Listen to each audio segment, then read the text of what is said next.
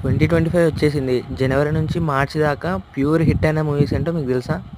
వెంకటేష్ గారు హీరోగా అండ్ అనిల్ రావిపూడి డైరెక్షన్లో వచ్చిన సంక్రాంతికి వస్తున్న మూవీకి పెట్టింది 50 కోట్లు. అండ్ ఈ మూవీ బాక్స్ ఆఫీస్ వద్ద కలెక్ట్ చేసింది 300+ crores. ఈ మూవీ ఇంత పెద్ద హిట్ కావడానికి కారణం అనిల్ రావిపూడి గారు. అనిల్ రావిపూడి గారు యూజ్ చేసిన స్ట్రాటజీ ప్రమోషన్స్. నాగ చైతన్య గారి హీరోగా చందు మొండేటి డైరెక్షన్లో వచ్చిన తండేల్ మూవీకి పెట్టింది 75 కోట్లు. అండ్ ఈ మూవీ కలెక్ట్ చేసింది 110 కోట్లకు పైనే. ఈ మూవీ హిట్ కావడానికి కారణం songs, Sai Pallavi acting and ఆ బుజ్జితల్లి అనే వర్డ్ వైరల్ కావడం.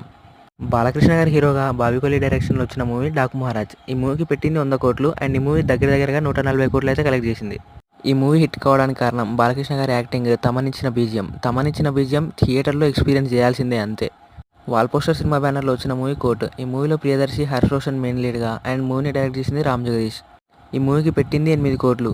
ఓటీటీ రైట్స్ ద్వారానే 1 కోటి లాభం వచ్చింది. అండ్ బాక్స్ ఆఫీస్ దగ్గర చూసుకుంటే 50 కోట్లకు పైనే కలెక్ట్ చేసింది.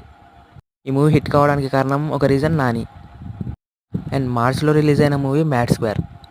ఈ మూవీకి పెట్టింది 20 కోట్లు. అండ్ ఈ మూవీ కలెక్ట్ చేసింది 50 కోట్లకు పైనే. నిజంగా చెప్తున్నాను కదా, ఈ మూవీలో ఏముండదు అసలు. ఒక ఆడికి రాబిన్ హుడ్ మూవీ చూసినా బాగుండు, కానీ ఆడియన్స్ అయితే ఈ మూవీని హిట్ చేశారు, రాబిన్ హుడ్ మూవీని అయితే ఫ్లాప్ చేసేశారు.